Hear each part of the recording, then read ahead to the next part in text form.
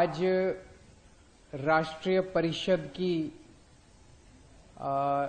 नई राष्ट्रीय परिषद चुन के आई है और उसका नई राष्ट्रीय परिषद का गठन हुआ है। बहुत सारे नए मेंबर्स आए हैं। उन सभी नए मेंबर्स का मैं तहे दिल से स्वागत करता हूं आज की मीटिंग में और उम्मीद करता हूं कि आपका ये कार्यकाल बेहद सफल रहेगा।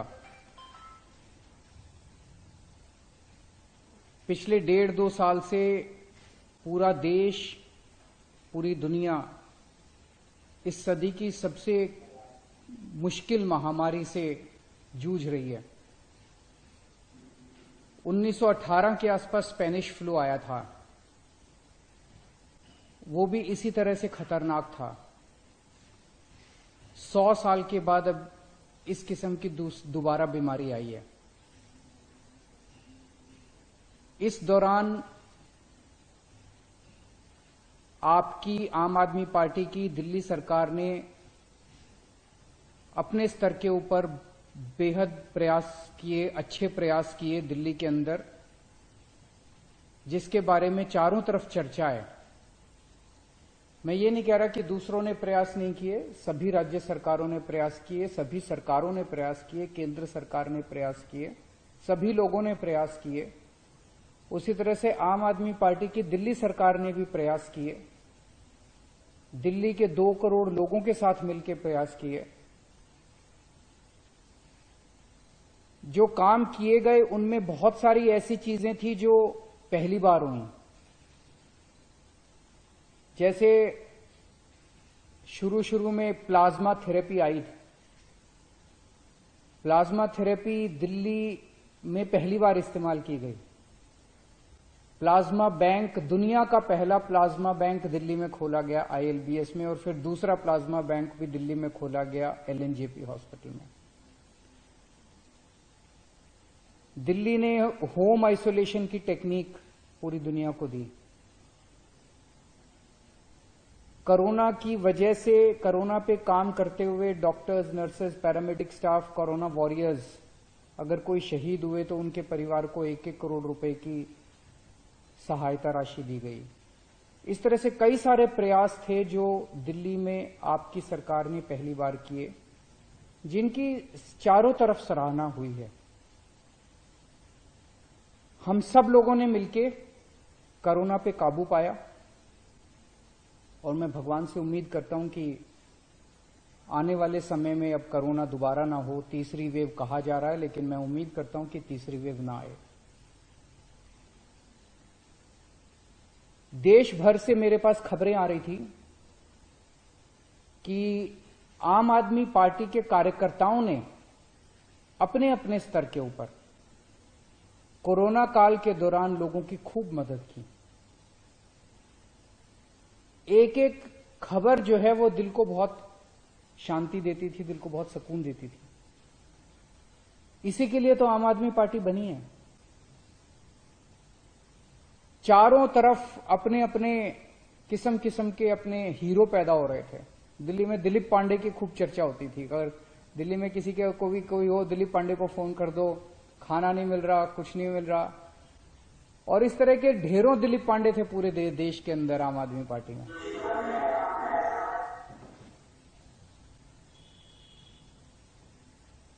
बॉम्बे से कई सारी कहानियां सुनने को मिली जहां हमारे कार्यकर्ताओं ने लोगों की मदद की। पूरे, मैं अगर एक एक शहर का और एक एक राज्य का नाम लेने लगूंगा तो काफी टाइम लग जाएगा, लेकिन आप सब लोगों ने कोरोना काल के दौरान बहुत अच्छा काम किया, बहुत सराहनीय काम किया, बहुत पुण्य का काम किया, देश सेवा का काम किया, समाज के लिए काम किया। इसके लिए मैं आपको कोटि कोटि नमन करता हूं और आप लोगों को सबको बधाई देता हूं। मेरी पंकज जी से गुजारिश है कि एक ऐसा करते हैं कि पूरे देश भर से कोरोना काल के दौरान हमारे पार्टी के कार्यकर्ताओं ने जो जो भी काम किए, छोटे बड़े, इसका एक कंपाइलेशन कर लेते हैं। इससे एक प्रेरणा मिलेगी, अब सब लोगों को प्रेरणा मिलेगी। एक कंपाइलेशन करके हम आपस में पार्टी में बांट सकते हैं ताकि सब लोगों को इस बात से प्रेरणा मिले। आम आदमी पार्टी अभी तक हमारे देश के अंदर, जैसे अन्ना जी कहते थे, एक प्रथा रही है, सत्ता से पैसा, पैसे से सत्ता, सत्ता से पैसा, पैसे से सत्ता। आम आदमी पार्टी इस राजनीति को बदलने के लिए आई है। आम आदमी पार्टी देश के लिए बनी है। आम आदमी पार्टी समाज के लिए बनी है। येन केन प्रकारेन सही गलत तरीके से सत्ता पाना आम आदमी पार्टी का मकसद नहीं है। और पिछले हमारे 7-8 साल के इतिहास में, 7-8 साल के हमारे कार्यकाल में, 7-8 साल के हमारी यात्रा ने यह दिखा दिया है जनता के सामने। कई लोगों को जब नई नई पार्टी बनी थी लगता था कि बस अब ये तो 1-2 साल में खत्म हो जाएगी। फिर जब हमारी दिल्ली में सत्ता बनी, फिर लोगों को लगने लगा कि बस ये टर्म है, उसके बाद ये खत्म हो जाएगी। लेकिन आज दिल्ली में सरकार चलाने के बाद लोगों को लगने लगा है कि आम आदमी पार्टी अकेली उम्मीद है पूरे देश के अंदर। तो आम आदमी पार्टी केवल सेवा करने के लिए बनी है, कुर्बानी देने के लिए बनी है, बलिदान देने के लिए बनी है। जितने आज नई राष्ट्रीय परिषद में सदस्य आए हैं, उन लोगों को मैं कहना चाहता हूं, इस बात को गांठ बांध लो, इस बात को कि केवल और केवल एक ही चीज अपने सामने रहनी चाहिए कि मैं कैसे समाज की सेवा कर सकता हूं, कैसे देश की सेवा कर सकता हूं, और अगर जरूरत पड़े तो अपना सर्वस्व देश के लिए कुर्बान करने के लिए तैयार रहना। हमारे देश ने बहुत बड़े बड़े इतिहास में बहुत बड़े बड़े हमारे नेता हुए, हमारे आइडियल्स हैं, बहुत सारे स्वतंत्रता सेनानी हैं जिनकी तरफ हम बड़े मान सम्मान से देखते हैं। लेकिन मैं खासकर शहीद आजम भगत सिंह और बाबा साहब अंबेडकर का नाम लेना चाहूंगा। आम आदमी पार्टी के ये दोनों परम आदर्श हैं और इन्हीं के बताए हुए रास्ते पे आम आदमी पार्टी चलेगी। एक तरफ शहीद आजम भगत सिंह है जिन्होंने इतनी छोटी सी उम्र में सुप्रीम कुर्बानी दी। आज 23 साल की उम्र के अंदर बच्चा ये सोच रहा होता है कि मुझे लाख रुपए की नौकरी चाहिए कि 1.5 लाख की चाहिए कि 2 लाख की नौकरी चाहिए। 23 साल की उम्र में बच्चा ये सोच रहा होता है कि मुझे एक सुंदर सी लड़की मिल जाए तो मैं शादी कर लूं। उस व्यक्ति ने न शादी की सोची, न करियर की सोची, और उसने देश के लिए सुप्रीम कुर्बानी दी। भगत सिंह हमारे आदर्श हैं। भगत सिंह भी अगर ये सोच लेते कि देश आजाद होगा तो मेरे को ये पद मिले, मेरे को वो पद मिले, मैं ये बन जाऊं, मैं वो बन जाऊं, तो अपने देश को आजादी मिलने वाली नहीं थी। उनकी तरह सुप्रीम कुर्बानी करने के लिए हमारे एक एक कार्यकर्ता को, एक एक नेता को तैयार रहना है।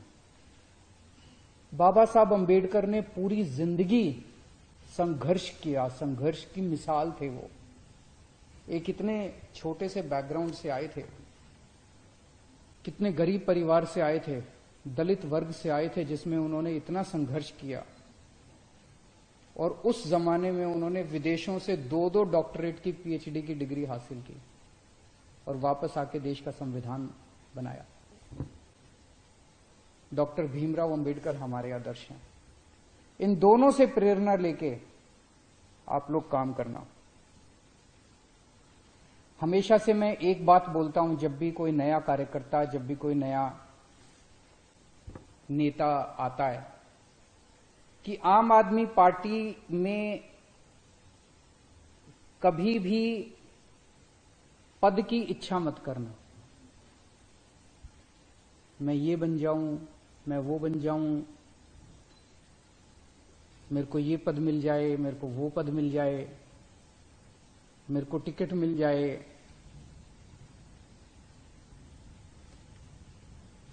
हमें खूब जम के काम करना है समाज के लिए, हमें खूब जम के काम करना है देश के लिए।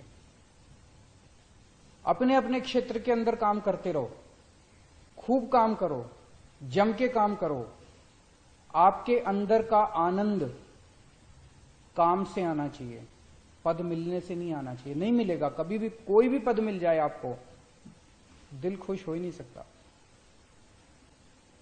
अगर, और आपका काम ऐसा होना चाहिए कि पार्टी आपके पास आके कहे भाई साहब ये पद ले लो, आपको पद मांगने की जरूरत ना पड़े।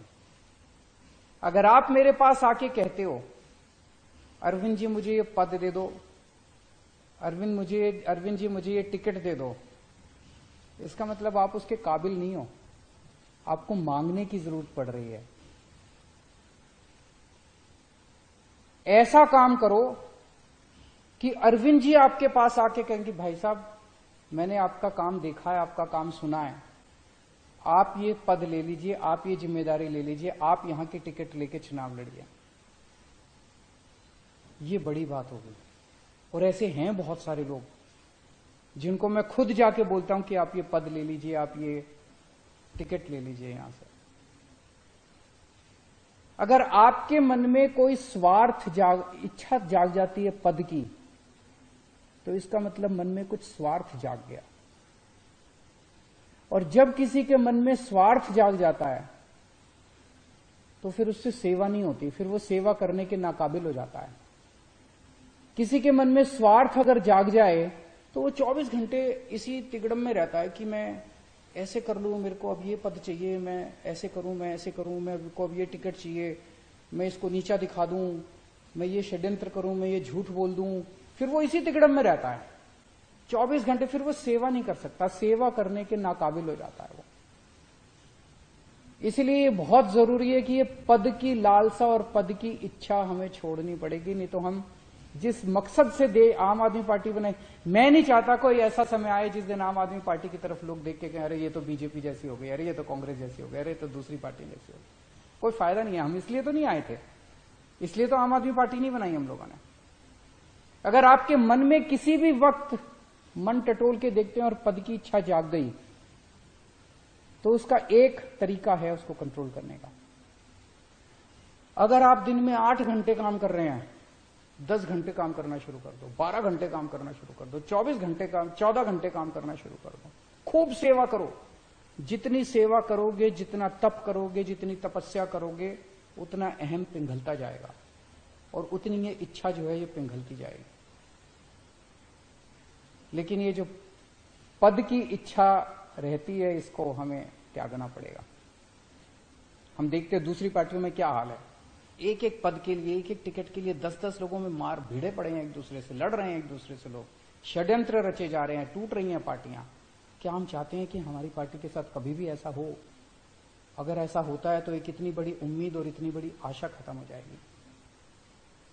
गीता में एक श्लोक है जिसका भाव है कि समाज का जो नेता होता है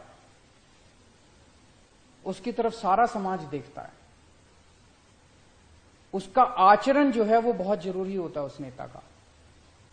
अगर उस नेता का आचरण भ्रष्ट हो जाए तो उसका समाज पे बहुत बुरा असर पड़ता है।